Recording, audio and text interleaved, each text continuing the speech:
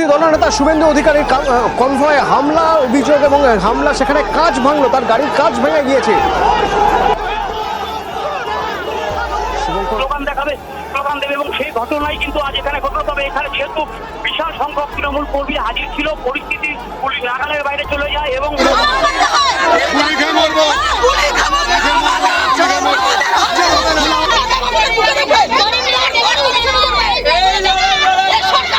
সরকার আসার পরে বোঝা গেল তুমি ভাতা নেবার আগে তোমার ভাতার এর কি আছে না আছে বুঝিয়ে দাও। শুরু থেকে বিজেপি সরকারের প্রতিশ্রুতি ভঙ্গ। ভোটের 3 মাস আগে থেকে বাড়ি বাড়ি গিয়ে যে অন্নপূর্ণা ভান্ডারের ফর্মগুলো ফিল আপ হচ্ছিল, সেই ফর্মগুলো গেল কোথায়? বলছেন গরু আমাদের দেবতা, গরু আমাদের মা, আর আপনি সেই দেবতার চামড়ার জুতো বানিয়ে আপনি পড়ছেন। ছি ছি ছি, লজ্জা লাগে না? রাজ্যের মুখ্যমন্ত্রী শুভেন্দু অধিকারী যে নির্দেশ দিয়েছিলেন, সেই নির্দেশ এবং কেন্দ্রীয় স্বরাষ্ট্রমন্ত্রী অমিত শাহের নির্দেশকে অক্ষরে অক্ষরে পালন করছে বিএসএফ। পুশ ব্যাক শুরু হয়ে গেল। কলকাতার রাজনৈতিক বাতাস আবারও গরম। কলকাতা হাইকোর্টের প্রবীণ আইনজীবী ও বামপন্থী নেতা বিকাশ রঞ্জন ভট্টাচার্য আবারও সরব হলেন ধর্মীয় মেরুকরণের রাজনীতি নিয়ে। তার বক্তব্যে উঠে এলো গরুর মাংস বিতর্ক, সেকুলারিজম, বিজেপির রাজনীতি। অত্যন্ত গুরুত্বপূর্ণ কিছু আপডেট এবং ব্রেকিং নিউজ আপনাদের মাঝে শেয়ার করতে যাচ্ছি, যা সকলকে অবাক করে দিবে। আপনি অবাক হবেন এবং অবাক হতে বাধ্য হবেন। শিরোনাম দেখেছেন, বুঝতে পেরেছেন ভিডিওটি কতটুকু গুরুত্বপূর্ণ। তাই একদম কথা না বাড়িয়ে আসুন একটি লাইক করে শেষ পর্যন্ত ভিডিওটি দেখতে থাকি। ভোটের 3 মাস আগে থেকে বাড়ি বাড়ি গিয়ে যে অন্নপূর্ণা ভান্ডারের ফর্মগুলো ফিল আপ হচ্ছিল, সেই ফর্মগুলো গেল কোথায়? প্রথমে উনি বলেছিল ভোটের আগে যে সমস্ত মহিলারা লক্ষ্মীর ভান্ডার পায় তারা সবাই অন্নপূর্ণা ভান্ডার পাবে, শুধুমাত্র অভারতীয়রা তারা পাবে না। এটা কিন্তু ভোটের আগে বলেছিল। কিন্তু এখন যেটা দাঁড়াচ্ছে 50%-এর কম মানুষও অন্নপূর্ণা ভান্ডার পাবে, সবাই অন্নপূর্ণা ভান্ডার পাবে না। এবার দ্বিতীয়ত অগ্নিমিত্রা ম্যাডাম বলেছিল ফর্মটা এত সহজ করা হবে যাতে যে কোনো মানুষই সহজে ফিল আপ করতে পারবে। কিন্তু ফর্ম যা দিয়েছে 12 পাতার ফর্ম দিয়েছে এবং ফর্মে যা ঠিকুজি পুষ্টি, যা ব্যাংক অ্যাকাউন্ট, যা কিছু টিন, বাড়ি, ছাদ, সবকিছু যা ডিটেলস চেয়েছে, যে কোনো সাধারণ বাড়ি, সাধারণ মহিলার পক্ষে এই ফর্ম ফিল আপ করাটা অনেক কঠিন হয়ে দাঁড়িয়েছে। তৃতীয়ত কথা হলো আমাদের যা শূন্য পদ আছে, শিক্ষক নিয়োগ থেকে শুরু করে যে কোনো চাকরির ক্ষেত্রে যা যা শিক্ষক নিয়োগ আছে, সেই সব নিয়ে আমাদের সরকার চিন্তা করবে এবং সরকারি ডিএ নিয়েও উনি চিন্তা করবে, যেটা মমতা সরকার করেনি। কিন্তু উনি ক্ষমতায় আসার পর উনি বেশি চিন্তা করেছে গরু, ছাগল, মোষ নিয়ে, কিন্তু আমাদের শূন্য পদ নিয়ে ওনাকে আমি চিন্তাই দেখিনি। চতুর্থত, এই যে উনি বলেছিল ভোটের আগে প্রতিশ্রুতি দিয়েছিল রাজস্থানে যা গ্যাসের দাম আছে সেটা আমাদের এখানে 450 টাকায় করবে, কোথায় সেটা? সেটা তো কই হচ্ছে না। এবং দিল্লিতে যা পেট্রোলের দাম আছে, ডবল ইঞ্জিন সরকার আছে বলে এখানেও ডবল ইঞ্জিন সরকার হলে ঠিক সেই পেট্রোলের দামটা করবে, কিন্তু দিল্লিতে যদি 99 টাকা হয় এখানে সেটা 113 টাকা।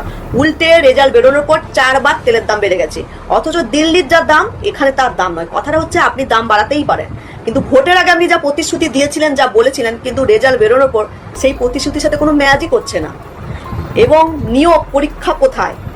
ডিএ নিয়ে আপনি বলেছিলেন, সে তো ডেট পিছিয়ে দেওয়ার জন্য আবেদন করেছেন। একের পর এক প্রতিশ্রুতি। তাছাড়া আসার পরেই হচ্ছে হকার উচ্ছেদ হচ্ছে, মানুষ কাজ পাচ্ছে না, কিন্তু প্রচুর লক্ষ লক্ষ হাজার হাজার মানুষ বেরোজগারি হয়ে গেল, প্রচুর মানুষ বেরোজগারি হয়ে গেল। কিন্তু মানুষ তো রোজগার চায়, পরিবর্তন চায়, স্বচ্ছ ভারত অবশ্যই চায়। সরকারি সম্পত্তি সরকার করেছে সেটা মেনে নিলাম, কিন্তু প্রচুর প্রচুর মানুষ যে বেরোজগারি হয়েছে তাদেরকে নিয়ে সরকার একটু চিন্তা করুন। বা নতুন নিয়মের ফলে যে গরু ব্যবসায়ীগুলো বিপদে পড়েছে তাদেরকে নিয়েও চিন্তা করুন। কারণ উনি বলেছিল হিন্দু ভোটের আগে বলেছিল, কিন্তু সব থেকে বেশি বিপদে পড়েছে হিন্দু গরু ব্যবসায়ীরা, যারা জানতো না নতুন নিয়ম চালু হয়ে যাবে, তাহলে তারা এত এত গরু পুষতো না, এই করে তারা জীবিকা নির্ভর করেছে। একের পর এক প্রতিশ্রুতি ভঙ্গ হয়েছে। আমার কথাটা হলো সরকার ভোটের আগে যা বলেছিল ভোটের পরে সেটা ম্যাচ করছে না। এই সমস্ত কথা শুনে অনেকে আমায় গালি দেবে, কিন্তু সত্যি কথা বলতে কষ্ট কিসে? আর রইল বাকি আমি লক্ষ্মীর ভান্ডার প্রথমেও পেতাম না, এখন তো পাবইও না, কিন্তু যেহেতু উনি বলেছিল সেটাই আমি বলতে এলাম। অন্নপূর্ণা ভান্ডার নেবার আগে অন্নপূর্ণা ভান্ডার যে নেবে তার নারায়ণের ডিটেলস পুরো সরকারের হাতে তুলে দাও। যেমন ব্যাংকের বই ডিটেলস, বাড়ির যে কজনের আছে, তার আধার কার্ড, তার ভোটার কার্ড, প্যান কার্ড, তার গাড়ি আছে কিনা, তার বাড়ি আছে কিনা, সমস্ত কিছু নারায়ণের ডকুমেন্ট সরকারের হাতে তুলে দাও। তারপরে বলছি ওই অন্নপূর্ণা দেওয়া হচ্ছে মেয়েদেরকে, যে অন্নপূর্ণা ভান্ডার পাবে তার আধার কার্ড, ভোটার কার্ড, ব্যাংকের বই এবং মেন জিনিস বিএলওর কাগজ, ভোটটা সে দিয়েছে কিনা সেই সব না করে বাড়ির ঠিকানা, পুষ্টি, কত ইনকাম না সব কিছু তুলে দাও। এখানে চালাকি হচ্ছে অন্নপূর্ণার ভান্ডার না দেওয়ার জন্য। বলছি একটা কাজ করুন, মেয়ে ছেলে যদি সোনার জিনিস থাকে সে অন্নপূর্ণার ভান্ডার পাবে না, এটাই উল্লেখ করে দিন, তাহলে ঝামেলা পুরো শেষ। একটাই কথা বলতে পারবে, দেবো বলেছিলাম, গয়না আছে এই কারণে দিচ্ছি না। তুমি বেকার হবে না, তোমার ভাতারের যা আছে তোমার ভাতারের উপরে নির্ভর করবে তুমি ভাতা পাবে কিনা। তোমার ভাতারের যদি নিঃস্ব থাকে, গাড়ি বাড়ি কিচ্ছু না থাকে, তাহলে তুমি অন্নপূর্ণার ভাতা পাবে। মানে তোমার ভিখারি হতে হবে, আগে ভিখারি। ভোটের 3 মাস আগে থেকে বাড়ি বাড়ি গিয়ে যে অন্নপূর্ণা ভান্ডারের ফর্মগুলো ফিল আপ হচ্ছিল, সেই ফর্মগুলো গেল কোথায়? আর ভোটের আগে শুভেন্দুবাবু মঞ্চে দাঁড়িয়ে যে ভাষণ দিয়েছিল 1 জুন থেকে 3000 টাকা করে সবার অ্যাকাউন্টে ঢুকে যাবে, এখন তো তার কথার সুরও বদলে গেছে। এখন নাকি তাদের ইনরোলই তৈরি হয়নি, এখন নাকি আরো 3 মাস সময় লাগবে 3000 টাকা ঢুকতে। যারা বলছিলে ভাতা চাই না, ভাতা চাই না, তারা এখন কি করবে? ওই মমতা বন্দ্যোপাধ্যায়ের দেওয়া 1500 টাকা নেবে, নাকি ওই লক্ষ্মীর ভান্ডারের খাতাটাই বন্ধ করে দেবে? নেতা শুভেন্দু অধিকারীর কনভয়ে হামলা অভিযোগ এবং হামলা, সেখানে কাজ ভাঙলো, তার গাড়ির কাজ ভেঙে গিয়েছে। শুভঙ্কর রয়েছে আমার সঙ্গে কোচবিহার থেকে। শুভঙ্কর, কি অবস্থা, কোথায়? খাগড়াবাড়ি চৌপথি, কোচবিহারে খাগড়াবাড়ি চৌপথি, কি হয়েছে সেখানে? অতনু, তোমাকে জানিয়ে রাখি, বিধানসভার বিরোধী দলনেতা শুভেন্দু অধিকারী বিধায়কদের নিয়ে আর কোচবিহারের পুলিশ সুপারের অফিসে দেখা করার কথা ছিল। জেলার বিভিন্ন এলাকায় বিজেপি বিধায়কদের শুভেন্দু অধিকারী যে নির্দেশ দিয়েছিলেন সেই নির্দেশ এবং কেন্দ্রীয় স্বরাষ্ট্রমন্ত্রী অমিত শাহের নির্দেশকে অক্ষরে পালন করছে বিএসএফ। পুশ ব্যাক শুরু হয়ে গেল। প্রায় 250 জনকে, 250 জনকে বিজিবির হাতে তুলে দিল। ব্যাগপত্র গুছিয়ে এবার তোমরা আসতে পারো। এই ভারতবর্ষের নাগরিক না হয়েও অনেক কিছু ভোগ করেছে তোমরা, আর নয়। নমস্কার, আমি সুচারু, আপনাদেরকে স্বাগত জানাই আজকের বিশেষ প্রতিবেদনে। আর আজকের প্রতিবেদনে আমরা আবার চোখ রাখবো আমাদের রাজ্যের সীমান্তবর্তী অঞ্চলগুলোর দিকে। একেবারে নিয়ম মাফিক সমস্ত নিয়মকে মেনে কাজ শুরু করে দিল BSF, border security force.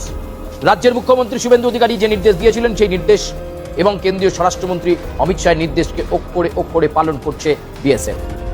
Hakimpur, উত্তর 24 পরগনার স্বরূপনগর সংলগ্ন হাকিমপুর যে বর্ডার, সেই বর্ডার থেকে এবার হস্তান্তরের প্রক্রিয়া শুরু করে দিল বিএসএফ।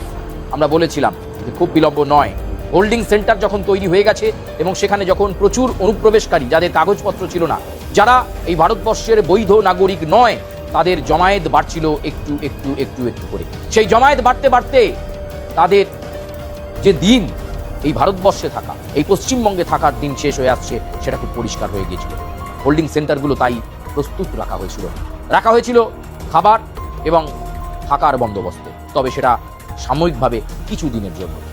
আর এবার সমস্ত রকম প্রক্রিয়া হয়ে যাওয়ার পরেই তাদেরকে হস্তান্তরের প্রক্রিয়াতে জোর দিয়ে দিল BSF. BGB, Bangladesh border security, তাদের কাছে বিএসএফ হস্তান্তর প্রক্রিয়া শুরু করে দিল, অর্থাৎ পুশ ব্যাক শুরু হয়ে গেল। আমরা পূর্ববর্তী প্রতিবেদনে বলেছিলাম যে অনুপ্রবেশকারীদেরকে বাংলাদেশে পাঠানোর ব্যবস্থা অত্যন্ত দ্রুত হবে এবং সেই মতো আমরা দেখেছি বিগত 4-5 দিন ধরে জেলার বিভিন্ন যে হোল্ডিং সেন্টারগুলো, সীমান্তবর্তী যে হোল্ডিং সেন্টার, একদিকে মালদা, একদিকে মুর্শিদাবাদ, একদিকে উত্তর 24 পরগনা, একদিকে একেবারে শিলিগুড়ি, এই সমস্ত যে বর্ডার এরিয়াগুলো রয়েছে, যে সীমান্তবর্তী অঞ্চল রয়েছে, সেই সীমান্তবর্তী অঞ্চলগুলো মানুষের ভিড় বাড়ছিল একটু একটু করে এবং সেই অনুপ্রবেশকারীদেরকে এবার ফিরিয়ে দেওয়ার যে প্রক্রিয়া, সেই প্রক্রিয়াতে বিএসএফ প্রথম ধাপ প্রায় 250 জনকে, 250 জনকে বিজিবির হাতে তুলে দিল। তার আগে যে সামগ্রিক প্রক্রিয়া, অর্থাৎ বায়োমেট্রিক্স থেকে শুরু করে বিভিন্ন পেপার প্রসেসের প্রক্রিয়া এবং দুপক্ষের মধ্যে ফ্ল্যাগ মিট, এবং সেই ফ্ল্যাগ মিটিংয়ের পর বিএসএফ ওই অনুপ্রবেশকারীদের বিজিবির হাতে তুলে বুঝিয়ে দিল এরা বাংলাদেশি, এরা অনুপ্রবেশকারী, এরা কাগজপত্র ছাড়াই এই পশ্চিমবঙ্গে থাকছিল উত্তর 24 পরগনার বিভিন্ন জেলায়। কেউ দুর্গানগর, কেউ স্বরূপনগর, কেউ বা আবার বিভিন্ন জায়গায় ছড়িয়ে পড়েছিলেন। বিগত 5 বছর, 10 বছর, 15 বছর ধরে তারা থাকছিলেন। কাগজপত্র কিছুই তাদের ছিল না, কিন্তু কোনো না কোনোভাবে তাদের কাগজপত্র তৈরি হয় আধার কার্ড, এবং তারপর তারা সমস্ত পরিষেবাই পাচ্ছিল। এই বাংলার লক্ষ্মীর ভান্ডার প্রকল্পের সুবিধাও তারা পেয়েছে, এমনকি এছাড়াও অন্যান্য প্রকল্পের সুবিধা পেয়েছে এই অনুপ্রবেশকারী। স্পেশাল ইন্টেন্সিভ রিভিশন হওয়ার পর, ভোটার তালিকা থেকে বাদ যাওয়ার পর সবকিছু ঝকঝকে একেবারে আকাশের মতো পরিষ্কার হিসাবে উঠে আসে পশ্চিমবঙ্গের কাছে। আর তারপরই শুভেন্দু অধিকারী তথা অন্যদিকে কেন্দ্রীয় স্বরাষ্ট্রমন্ত্রী অমিত শাহ যেটা বলেছিলেন, ডিটেক্ট, ডিলিট, রিপোর্ট। এই যে 3D, এই 3D এফেক্টে কাজ শুরু হয়ে গেল। বিএসএফ 250 জন অনুপ্রবেশকারীকে বিজিবির হাতে তুলে দিল এবং এটাও বার্তা দিয়ে দিল আরো আছে তালিকায়, আরো অনেক মানুষ বিভিন্ন হোল্ডিং সেন্টারে রয়েছেন। পেপার প্রসেসের পর আবার ফ্ল্যাগ মিট হবে, আবার ফ্ল্যাগ মিটের পর বিজিবির হাতে বিএসএফ হস্তান্তর করে তুলে দেবে ওই অনুপ্রবেশকারী বাংলাদেশিদের। পশ্চিমবঙ্গ তথা ভারতবর্ষ মানসিকতা বুঝিয়ে দিয়েছে অনুপ্রবেশ মুক্ত রাজ্য, অনুপ্রবেশ মুক্ত দেশ এবং স্মার্ট বর্ডার। আমরা বলেছি স্মার্ট বর্ডারে কিভাবে নজরদারি হবে, কিভাবে পর্যবেক্ষণ থাকবে।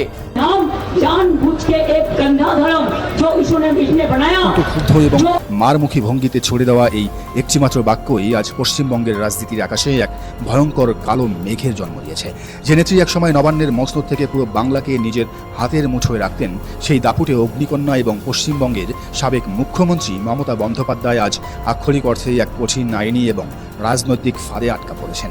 সনাতনী হিন্দুদের ধর্মে চরম আঘাত, উস্কানি এবং হিংসায় প্ররোচনা দেওয়ার মতো ভয়ঙ্কর সব অভিযোগে তার বিরুদ্ধে দায়ের করা হয়েছে FIR। আর এই অভিযোগের ভিত্তিতেই নড়ে চড়ে বসেছে পুলিশ প্রশাসন, শুরু হয়েছে জোর তদন্ত। 2026 সালের বিধানসভা নির্বাচনের পর বাংলার রাজনৈতিক পট পরিবর্তনের এই রুদ্ধশ্বাস আবহে সাবেক মুখ্যমন্ত্রীর বিরুদ্ধে এমন একটি বিস্ফোরক মামলা যেন প্রমাণ করে দিচ্ছে ক্ষমতার পালাবদল হলেও পুরনো হিসাব নিকাশ এখনও শেষ হয়নি, কেবল শুরু হলো। ঘটনার সূত্রপাত গত 20 মে 2026 শিলিগুড়ি সাইবার ক্রাইম থানায় অত্যন্ত গোপনীয়তা এবং উত্তেজনার মধ্য দিয়ে একটি অভিযোগ দায়ের করেন পেশায় আইনজীবী এবং সমাজকর্মী রিঙ্কি চট্টোপাধ্যায় সিং। ভারতীয় গণমাধ্যম দ্য হিন্দুতে প্রকাশিত প্রতিবেদন অনুযায়ী এই অভিযোগপত্রে এমন কিছু বিস্ফোরক তথ্য এবং প্রমাণ তুলে ধরা হয়েছে যা প্রমাণের কাঠগড়ায় টিকলে সাবেক মুখ্যমন্ত্রীর জন্য এক বিশাল আইনি বিপর্যয়ের কারণ হতে পারে। তাকে জেলে যেতে হতে পারে, জেলে পৌঁছতে হতে পারে। আইনজীবী রিঙ্কি চট্টোপাধ্যায়ের সরাসরি অভিযোগ, মমতা বন্দ্যোপাধ্যায়ের করা একাধিক উস্কানিমূলক মন্তব্য সনাতনী হিন্দুদের ধর্মীয় অনুভূতিতে কেবল আঘাত করেনি, বরং রাজ্যের সংখ্যাগরিষ্ঠ সম্প্রদায়ের মনে এক গভীর আতঙ্ক এবং নিরাপত্তাহীনতার জন্ম দিয়েছে। অভিযোগপত্রে তিনি মমতা বন্দ্যোপাধ্যায়ের দুটি নির্দিষ্ট সময়ের অত্যন্ত বিতর্কিত এবং উস্কানিমূলক মন্তব্যের দিকে সরাসরি আঙ্গুল তোলেন। এর মধ্যে একটি মন্তব্য করা হয়েছিল 2025 সালের ঈদুল ফিতরের দিন রেড রোডের নামাজ মঞ্চ থেকে, আর দ্বিতীয়টি করা হয়েছিল 2026 সালের রক্তক্ষয়ী বিধানসভা নির্বাচনের ঠিক আগে কলকাতার প্রাণকেন্দ্রে ধর্মতলার একটি ধর্ণা মঞ্চ থেকে। আইনজীবী রিঙ্কি চট্টোপাধ্যায় তার অভিযোগে 2025 সালের সেই চাঞ্চল্যকর দিনটির কথা স্মরণ করিয়ে দেন। সেবার মুখ্যমন্ত্রী থাকাকালে মমতা বন্দ্যোপাধ্যায় মাথায় হিজাব পরে রেড রোডে মুসলিমদের ঈদের নামাজে যোগ দিয়েছিলেন। সেখানেই তিনি তার রাজনৈতিক প্রতিপক্ষ বিজেপিকে আক্রমণ করতে গিয়ে এমন কিছু শব্দ ব্যবহার করেন যা আজ বুমেরাং হয়ে তার দিকেই ধেয়ে আসে। মমতা সেদিন মাইক হাতে বলেছিলেন, দেখুন রামকৃষ্ণ কি বলেছেন, বিবেকানন্দ কি বলেছেন। আমি রামকৃষ্ণের ধর্ম মানি, স্বামী বিবেকানন্দের ধর্ম মানি, কিন্তু আমি জেনে শুনে একটা নোংরা ধর্ম যেটা এই জুমলা পার্টিরা বানিয়েছে সেটা মানি না, ওটা হিন্দু ধর্ম বিরোধী। মূলত হিন্দিতে দেওয়া সেই জ্বালাময়ী বক্তৃতায় মমতা বন্দ্যোপাধ্যায় অত্যন্ত সচেতনভাবেই বিজেপিকে জুমলা পার্টি হিসেবে আখ্যা দিয়ে তাদের হিন্দুত্বের রাজনীতিকে গন্দা ধর্ম বা নোংরা ধর্ম বলে অভিহিত করেছিলেন। মমতার উদ্দেশ্য হয়তো ছিল বিজেপির রাজনৈতিক মতাদর্শকে আক্রমণ করা, কিন্তু একজন রাজ্যের প্রশাসনিক প্রধানের মুখ থেকে প্রকাশ্যে একটি ধর্মের নামের পাশে গন্দা বা নোংরা শব্দটি জুড়ে দেওয়া চরম রাজনৈতিক বোকামি বলে মনে করছেন বিজেপির নেতারা। অভিযোগকারীর দাবি, এই গন্দা ধর্ম শব্দগুচ্ছ সরাসরি সনাতনী হিন্দুদের চিরায়ত বিশ্বাস এবং আবেগের উপর এক চরম আঘাত। এর মাধ্যমে তিনি কেবল একটি রাজনৈতিক দলকে নয়, বরং পুরো হিন্দু সমাজকেই কাঠগড়ায় দাঁড় করিয়েছিলেন। যদি রেড রোডের মন্তব্যটি আগুনের ফুলকি হয়, তবে ধর্মতলার ধর্ণা মঞ্চের মন্তব্যটি ছিল আক্ষরিক অর্থেই এক বারুদের স্তূপ। 2026 সালের বিধানসভা নির্বাচনের ঠিক আগে যখন পুরো বাংলা রাজনৈতিক উত্তেজনায় ফুটছে, তখন ধর্মতলার একটি ধর্ণা মঞ্চ থেকে মমতা বন্দ্যোপাধ্যায় যে হুঙ্কার দিয়েছিলেন তা আজও বহু মানুষের মনে আতঙ্কের জন্ম দেয়। সেদিন তিনি অত্যন্ত ইঙ্গিতপূর্ণ ভাষায় বলেছিলেন, একটি নির্দিষ্ট সম্প্রদায় চাইলে 5 মিনিটের মধ্যে অন্যদের শেষ করে দিতে পারে। এই একটিমাত্র বাক্য পশ্চিমবঙ্গের হিন্দু সমাজের মেরুদণ্ড দিয়ে ঠান্ডা স্রোত বইয়ে দিয়েছে। রিঙ্কি চট্টোপাধ্যায় তার অভিযোগে অত্যন্ত জোরালোভাবে দাবি করেন, একজন মুখ্যমন্ত্রীর মুখ থেকে এমন কথা কেবল উস্কানিমূলকই নয়, এটি সম্পূর্ণ অসাংবিধানিক এবং সরাসরি একটি নির্দিষ্ট সম্প্রদায়কে অপর সম্প্রদায়ের উপর হামলার জন্য প্ররোচিত করার সামিল। এই বক্তব্য রাজ্যের সাম্প্রদায়িক সম্প্রীতি নষ্ট করার এবং দাঙ্গা বাঁধানোর এক ভয়ঙ্কর মাস্টার প্ল্যান ছিল বলে অভিযোগপত্রে উল্লেখ করা হয়েছে। একই কাণ্ড এবার সই জালিয়াতি, বিধায়কদের বিরুদ্ধে, তৃণমূলের বিধায়কদের বিরুদ্ধে অভিযোগ সই জালিয়াতির। বিরোধী দলনেতা কে ঠিক হবেন তার জন্য 19শে মে বৈঠক হয়। সেই বৈঠকে শোভনদেব চট্টোপাধ্যায় বিরোধী দলনেতা হবেন বলে ঠিক হয় এবং সেই ঠিক হওয়ায় যে তালিকা, সেই তালিকায় স্বাক্ষর করতে হয় বিধায়কদের। 30 জন বিধায়ক হলে পরেই যদিও বিরোধী দলনেতা হন, কিন্তু এখানে 80 জন বিধায়ক যারা সই করেছেন, অনেকেই অনুপস্থিত ছিলেন। সেখানে যারা অনুপস্থিত ছিলেন অনেকেরই সই জাল, জাল করে সই। অবাক কাণ্ড, একই কাণ্ড। আমরা দিনের পর দিন দেখছি পালা বদলের পর চুরি চুরি চুরি, ভয়ঙ্কর টাকা চুরি, ভয়ঙ্কর তোলাবাজি, কাটমানি, একের পর এক অভিযোগ সামনে আসে। পালা বদলের আগেও এসেছে, কিন্তু এবার একেবারে চোখের সামনে চলে এলো চুরি।